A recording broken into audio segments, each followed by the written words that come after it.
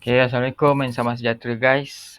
Welcome again to my online recorded class, which as you can see now, it's been uploaded on YouTube, on my YouTube channels. So this is the replacement class, and so I would like to continue the explanations from the previous lesson plan. I mean from the lesson, from the previous lesson, and there is still some explanation need to do to complete for these explanations. So this is game level designs. I believe previously um, I've been explaining about these set of challenge the player will face within the levels, the terminations conditions of the levels, uh, uh, and today I will continue about these uh, aesthetic and mode of the levels. I would like to start with the informations about um, how you come up with the concept design when you design games. Um, it really depends on the creativity of the art director actually. If the art director is quite a good one, so by right you should have a good concepts, a good design concepts. It's almost like I'm giving you guys an example. It's almost like you shooting a movie. When you shoot a movie, there is a art director and there is a film director. The functions of the film director is to record the movie how he was planned in his head or according to script, but it's always depend inside the head of the film director how he want to record the movie. But the scenery of the movie, the props, the scenery, it was the jobs of the art director. It was very important for the art director to prepare the sets of the movie, the props of the movie, uh, very aesthetics according to the scripts, according to the gambaran, according to the pictures described by the writer, by the scripter of the movie. So it's always about um, it's always about the art director try to prepare the scenery according to the scripts. And it's a different jobs compared to the film director and art director. Art director jobs is to make sure the scenery, the props and everything is according to the scripts of the movie. Same thing happen when you design the games. You have the art director, which the role of the art director to design a game is to make sure the concepts, the overall concepts, is synchronized. It means like you cannot have too many teams in one concept designs. It will confuse the user, the audience. For example, over here, if the scenery was supposed to be a haunted house, it cannot mix up with suddenly scenery of the uh, playground, scenery of the normal backgrounds. Then it will confuse the audience.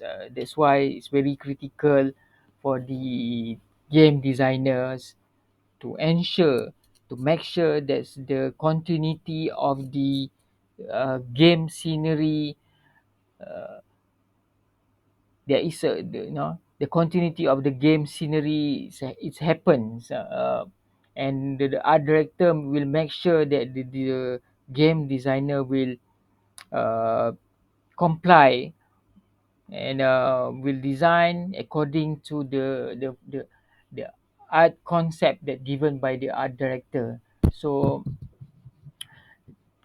is always to make sure that the concept design is uh, have one themes, and there can't be too many themes in a game designs. It must be relevant, it must be related so to the game's concept, to the game's design. So that's why over here at the first bullet point, the game designer and art director specify the overall tones of a level.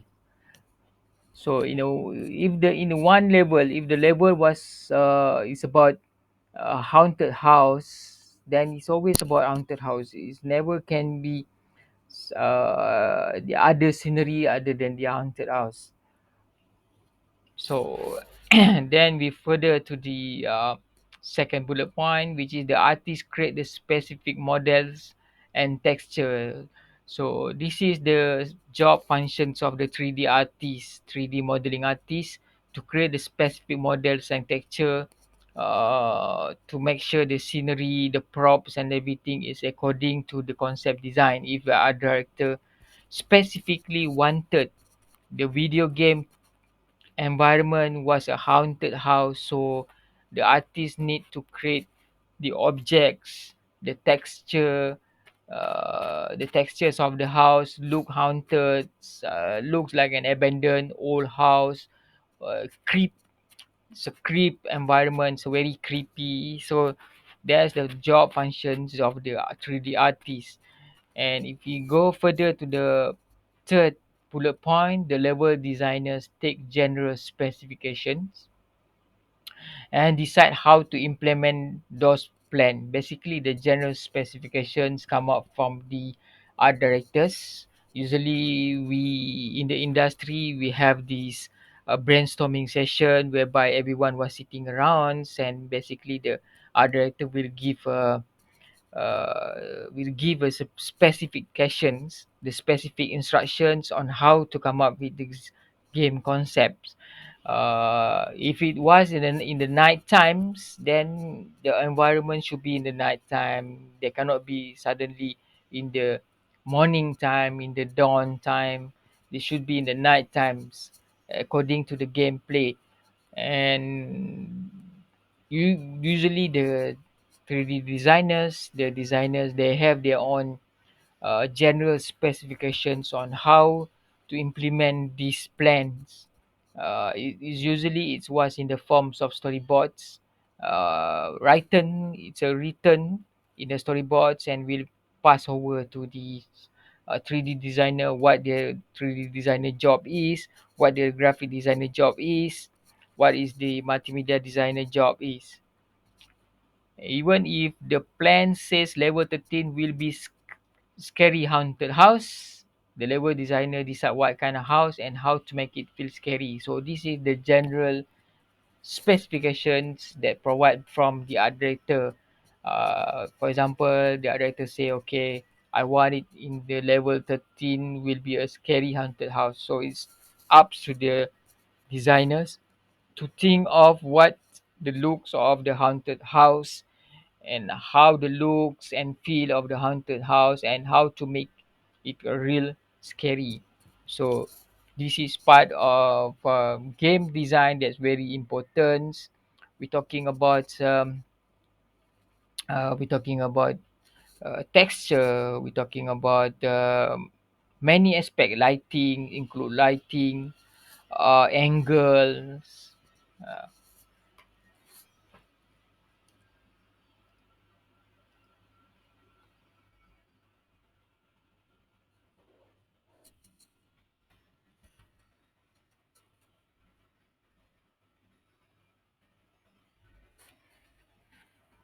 okay, then we move to this one, which is explained here. Level designers normally construct all these things using tools created specifically for the purpose. So, as a designer, as a multimedia designer, as a game designer, you must construct all these things using tools created specifically for the purpose. The usually use forms of software such as Adobe Photoshops. If you want to do the texture, if you want to play around with the lightings, you can use Cinema 4D, for example. Last time we use 3D Studio, 3D Max, uh, include with Cinema 4D, but today you can always use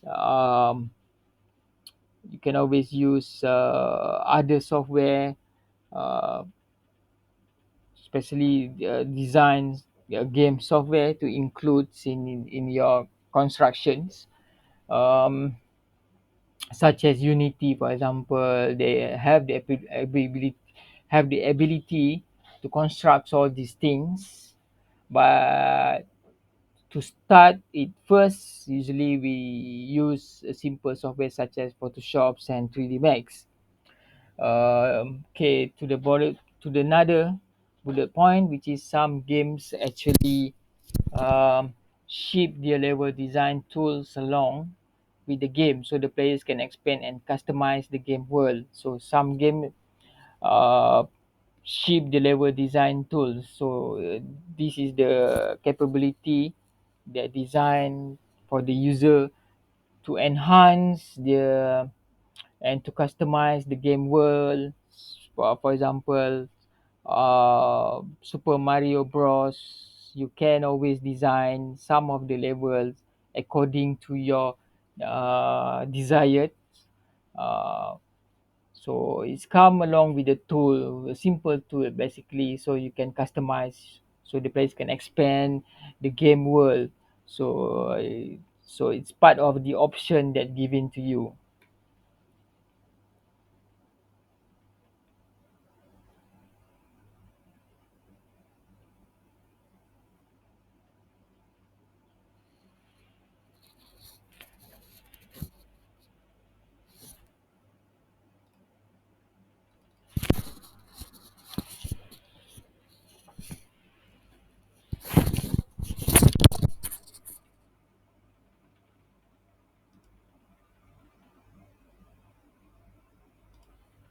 Okay, now we're moving forward to the new chapters, uh, which is key design principles.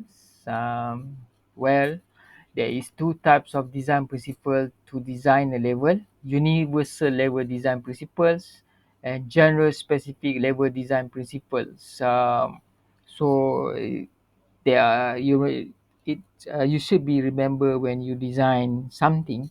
Even in fact, if you design a simple poster for campaign, for example, if you design a simple poster, there is always a key design principle. First, if you design a poster, you must put a text to explain about the informations about the poster. Then you use pictures, you use graphics, you use image to enhance the information given on the poster.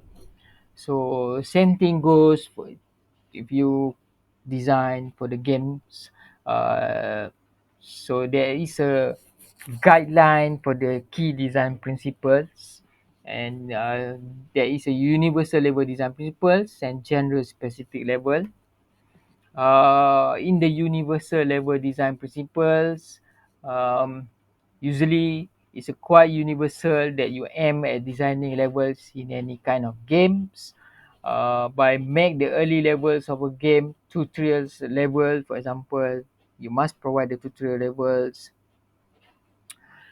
for the user to better understand about your game concepts, and usually it will vary on the pacings of the levels. Each level have been uh, come up with the different game tutorials, and this is kind of normal for you to learn a bit about the levels, about who is the villain, who is the enemy, who is the villain boss, enemy boss, and all that. So basically, how you can do it, uh, what task that you need to do. So this is the universal level designs. Um, and simple, but simple but not least, the most stuff that you need to provide is the resources. For example, if you play Nintendo games and Nintendo sports games, and if you out of energy, for example, there's always the option for you to boost up your energy by collecting. It can be fruits. By collecting fruits, eating fruits, you boost up your energy. In some of the games, for example, games that related to Dungeons and Dragons, for example, Mystics kind of games, it's always resources came from this spirits, come from the spell. If you read the spell, it can boost, give you a good resources again. So this is kind of stuff that you must remember when you design a game. So this is the key principles. um, okay, avoid conceptual non sequiturs.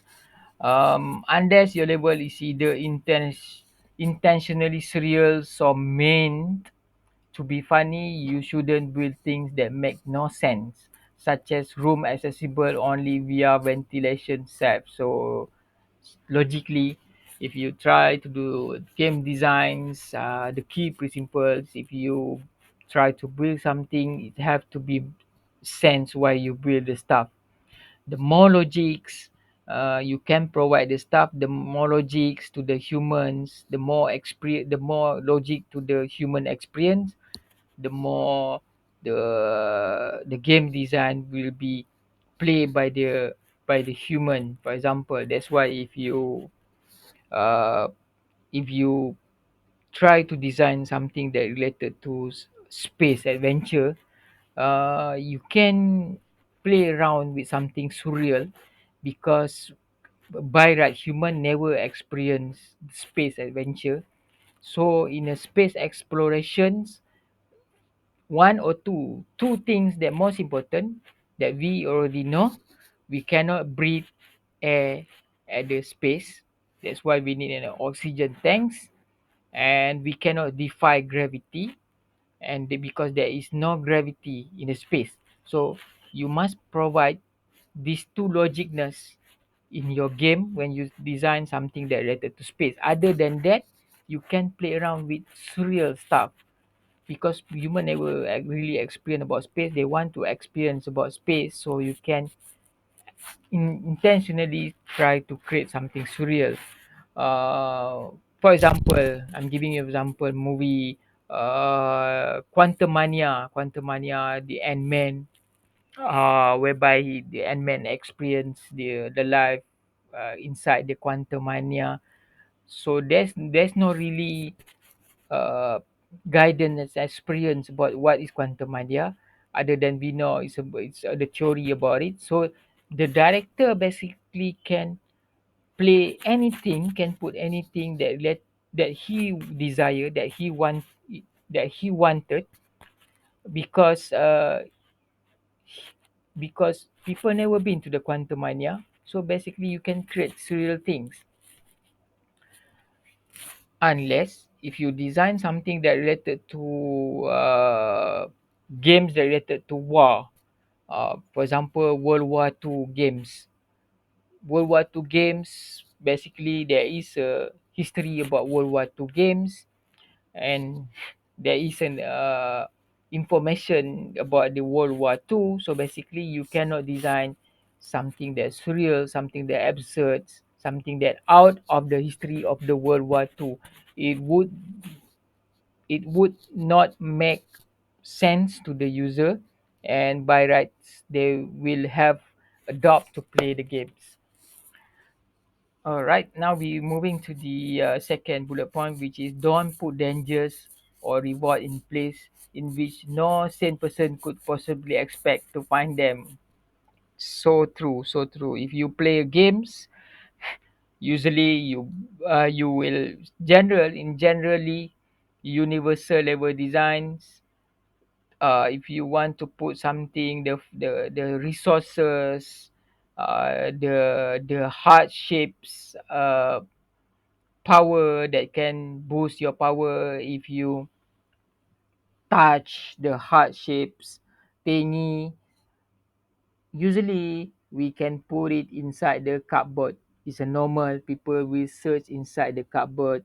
People will search inside the box. That's why in so many games, Mario Bros for example, there are so many box. People will tend to understand there is always something inside the box that they can grabs, they can takes whatever inside the box. So it's a simple rules, but you cannot. Although in some game, for example, in a game such as the Hello, HALO, or maybe the old game such as the Quake, QUAKE, Quakes, or even the new games, games that related to investigations, where you need to explore the room, find the key and everything. Yes, you are allowed to put uh, dangers and reward in some places, because it makes sense, because you need to solve a mystery. But remember, there is always a hint. If you did not put the hint and you hidden the key inside the bottle and you put the bottle inside the cupboard, then people will lose unless you put a hint. Okay.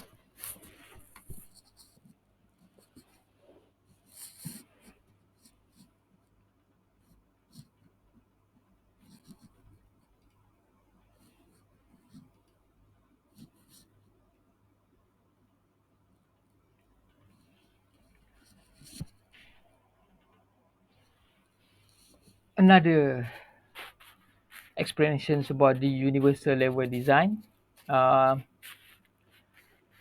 clearly inform the players of his short-term goals. When you when you design the level, basically, you know that you come up with these scriptures, text, hint, uh,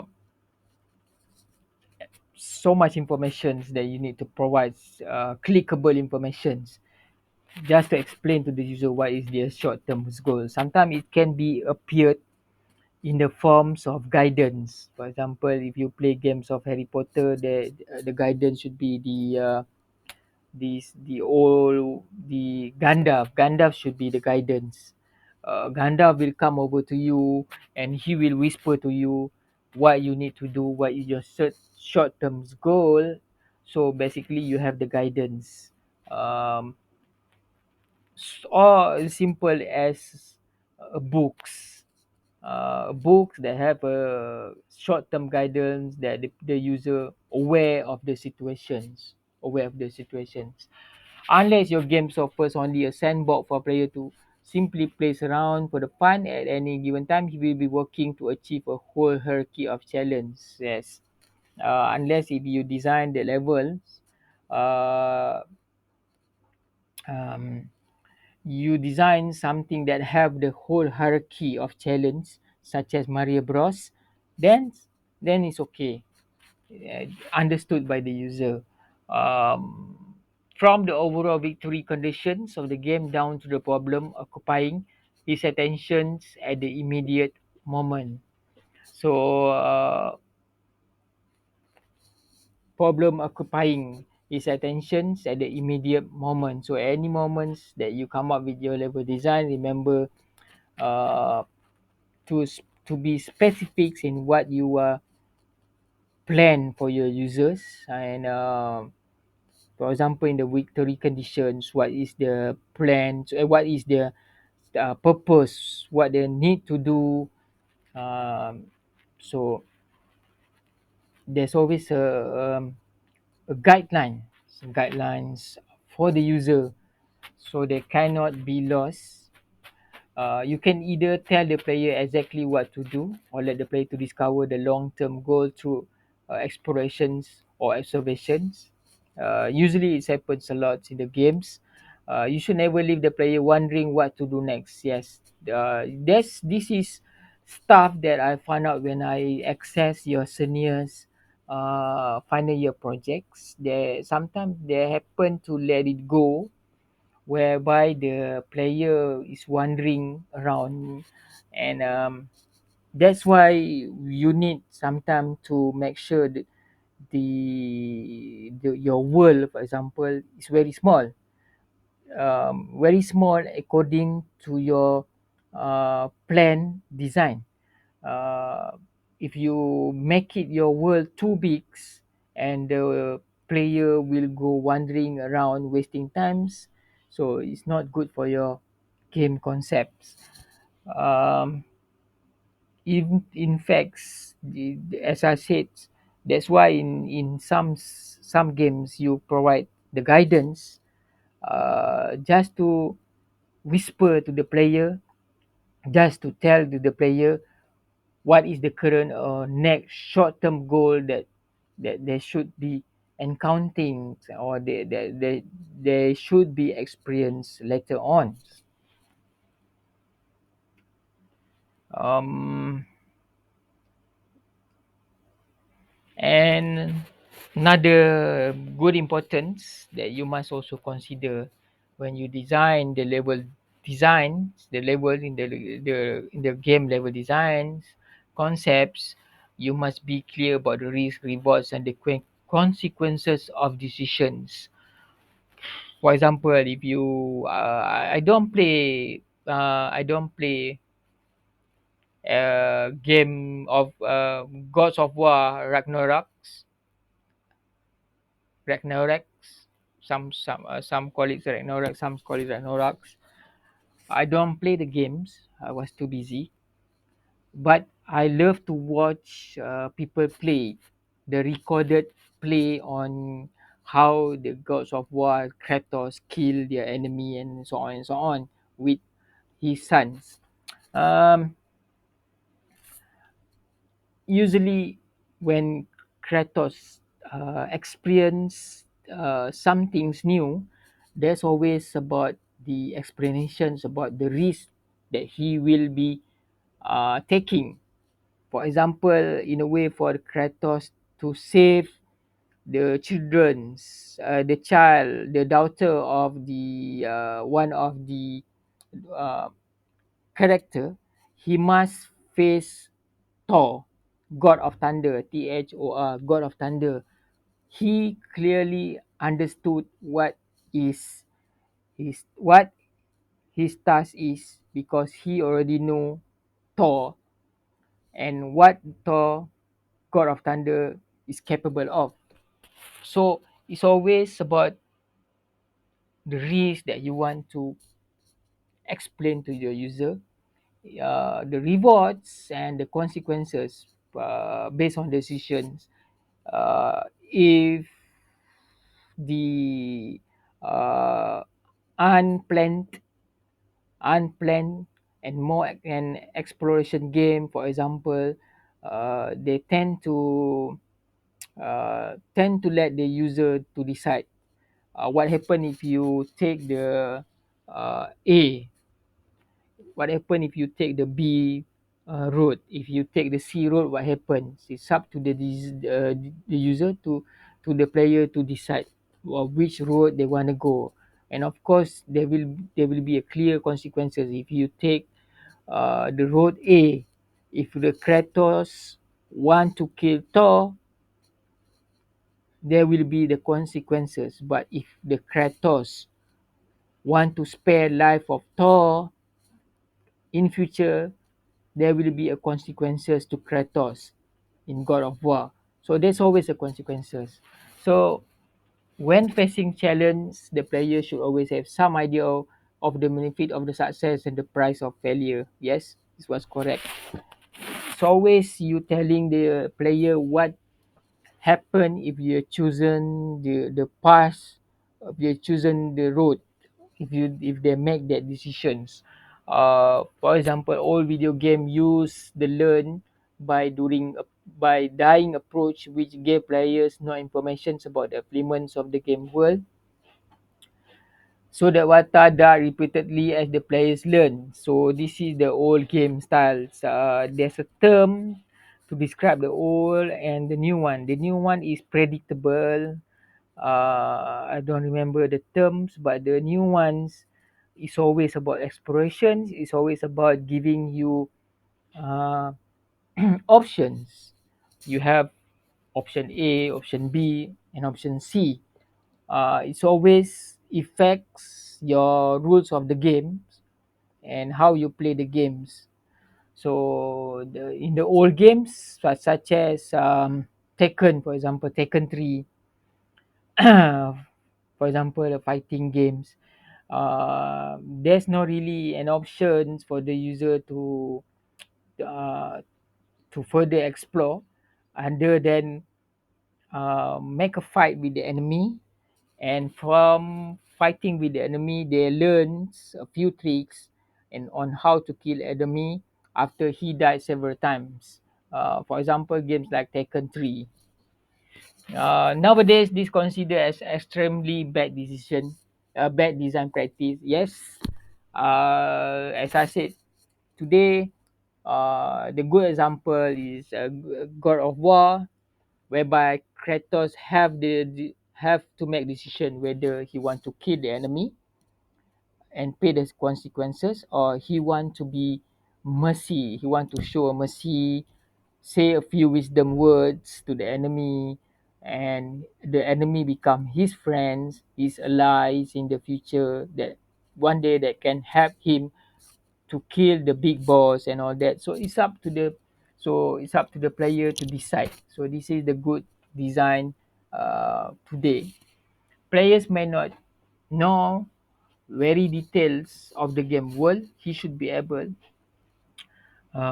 Player may not know every detail of the game world. He should be able to make a reasonable guess based on the context. Yes, as I explained earlier, uh, it's always about the hint that you give to the players.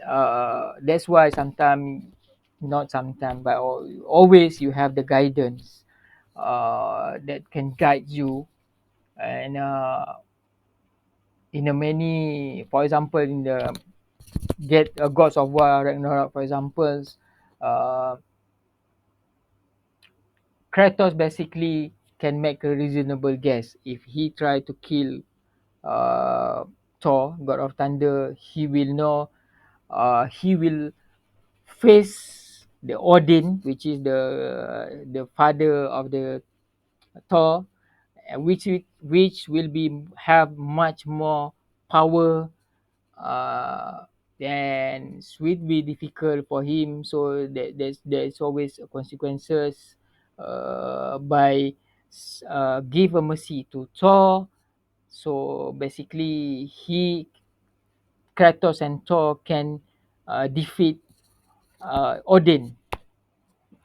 So that's how you have a reasonable guess based on the context of the situations that the players will facing.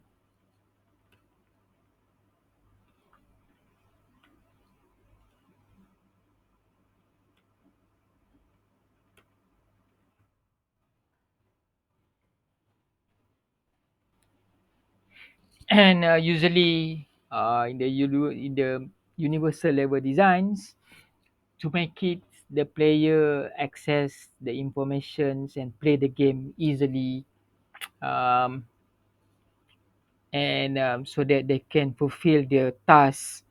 So we reward the player with skill, imaginations, intelligence, and dedications.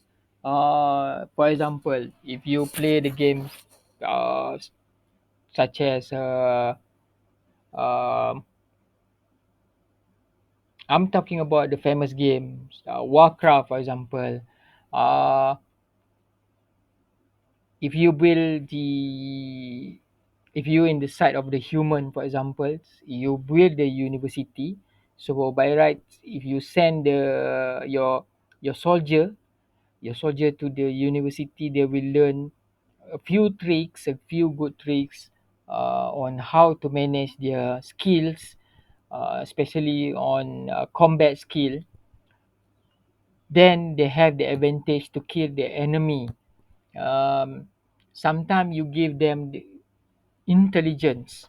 uh, if you're playing something first shootings, first person shootings games such as PUBG and all that,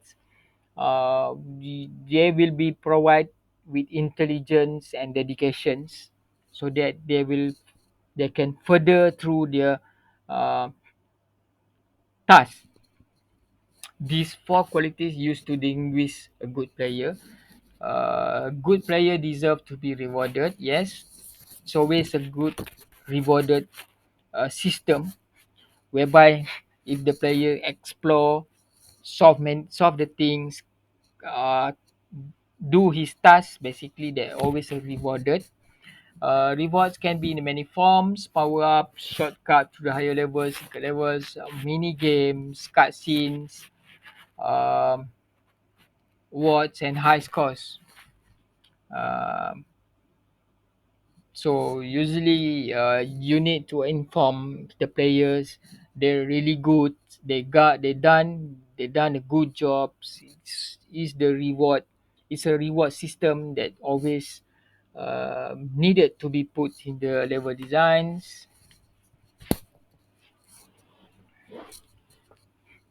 Okay. Um, Another universal concept when you come up with the level designs is you reward in a large way, punish in a small way.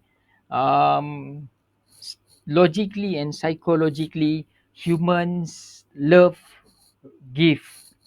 Uh, Manusia barat suka hadiah. So it's kind of encouraging, motivational if you always give them a reward.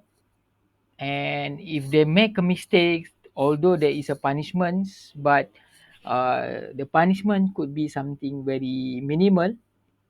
For example, lower down their power, lower down their then they need to find resources to boost up their powers and all that.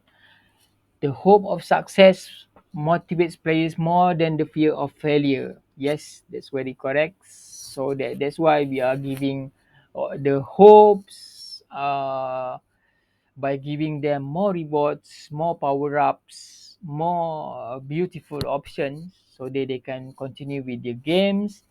If a game repeatedly smacks them down hard, players will become discouraged and abandon the game with the feeling that they're being abused. That's why if you're trying to do the difficulty levels checks on your game design, you must remember what is your intention to do that difficulty level. If you plan if you plan the players to explore this place, the environments, the world more often, then you might put the medium difficulty level, because you want them to explore uh, the environment, for example.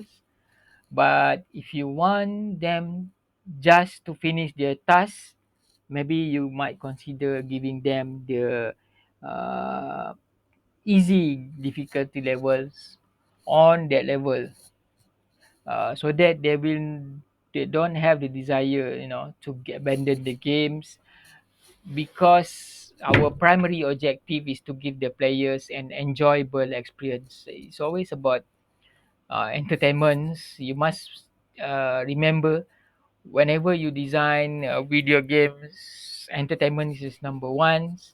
And although if you design game for gamifications, which is a game include educations, it also have the enjoyable experience side of it. um, so the key point here is build more rewards into your level than punishments. And okay, now we're going to the artificial opponents to put up a good fight and then lose. So design the level so that the player will get better and better at overcoming the challenge until she succeeds at all of them. Okay. Um, Artificial opponents. You learn about the. This is quite tricky actually. This is the part when I remember doing game designs. We were a few of us. We are talking about this. We talking about this. How the character can be perfected, how we can make them perfect by giving their skills, intelligence, until they succeed in their task. um, that's why we need to start with the easy level, uh, giving them the easy opponent. um, if you started with the opponent doesn't have to be a big monster. Maybe it can be a small monster, something that you can kick, punch, and you got the marks and you got the rewards. Start with the simple ones, then you go to the intermediate one, which is a big hairy monster that can beat you, but at the same time you can beat the monster until then the player will understood and they will experience. They will understand the game, the concepts of the games, and to make him better. For example, in a single player game, we always want the players to win eventually. Yes. Uh, an unbeatable level is a badly designed level. It's happened to the most of the games back in the 90s and the 2000s. For example, in the war games, designer tends to put the character uh, in a very progressive challenge, uh, whereby the player have the difficulty to overcome the task. So that's why back in the 90s, most of the war games are very difficult to play because uh, because of the unbeatable level, and it considered as a badly designed levels. So, although sometimes you need to make sure the war games is according to the history, but sometimes you need to loosen up. Kita kena kurangkan difficulty level tu just for the player, to have a good experience, so that they can learn. Walaupun sejarah mengatakan mereka tewas ke apa ke, tapi there's always uh, ada kelebihan pada that level yang membuatkan mereka ingin teruskan uh, dalam war series tu, for example.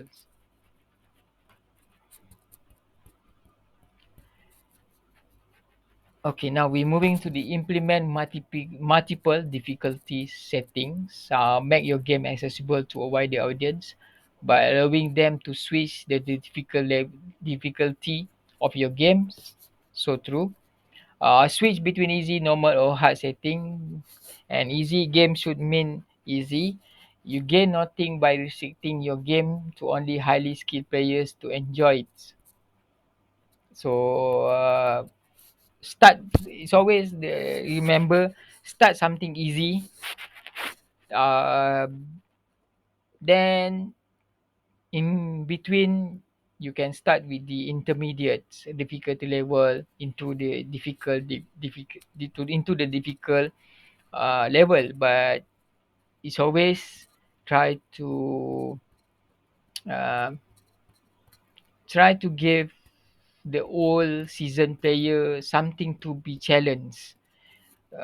Even if you provide them with so many difficult easy level, but you need also to provide some challenge to the senior players.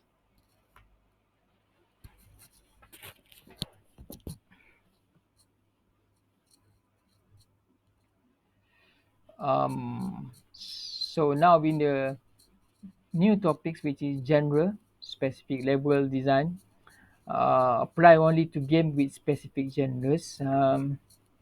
For example, in action games, vary the pace. Action games put more stress on the player than any other genre does. So the universal principle vary the pace applies more strongly to action games than to other genres. Yes, for example, action games apply. Uh, there are so many things that player should do, need to do in the action games. Consider to the sports games, consider to the funs games such as Mario Bros and all that. So yes, it put more stress on the player uh, when they're playing the action games, but that's the points of doing action games, which is to make the player stress. But if they achieve their goals, basically they have a good rewards. And player must be able to rest both physically and mentally between bouts of high speed actions. Yes. There's always try to loosen up your game design level. Uh, as I said earlier, provide simple opponents. Start with the simple opponents, then go to the monsters. Then after the monster, then you have the highly skilled killer, for example. So it's always start with something simple first. Something simple could be in the forms of uh, humans, or it can be forms of object. If they manage to shoot the object, then they manage, then sooner they can shoot the human, for example. Is considered something that you give them a relax break moment. Okay, now we're going to the specific level design. I will touch in on these issues a bit, and I'm sure I will continue later on this issue because there are many to talk about, especially when it's come to the genre on the strategy games. Strategy games, yes, reward and plannings. After you do some plannings, um, you manage your soldier and all that, you have the rewards. By conquer a new place, you manage to conquer the goal factory, for example.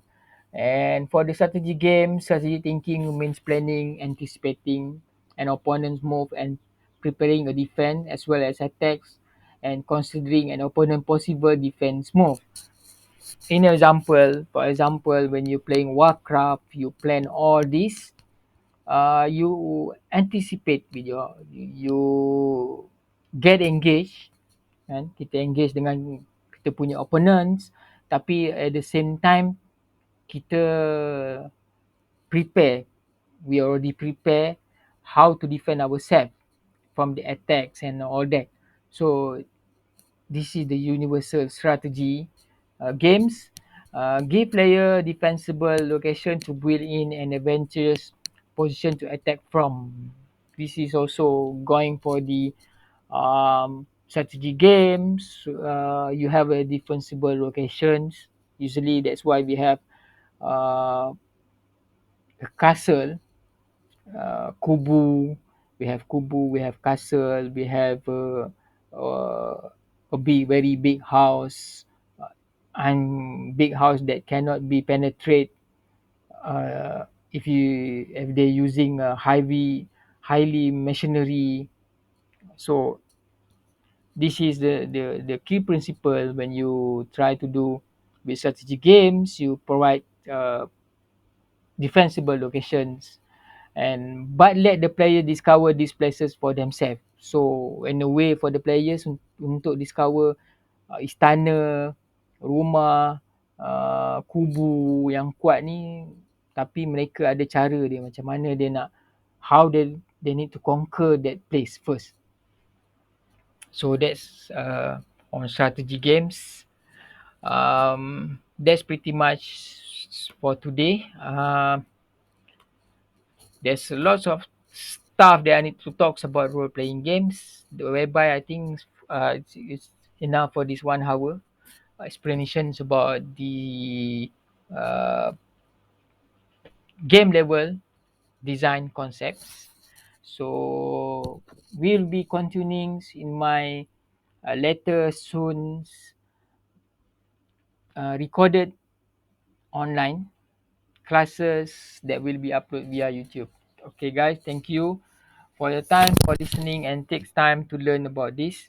Uh, Hoping to see you in the normal face-to-face class soon after Hari Raya. Alright, thank you and goodbye.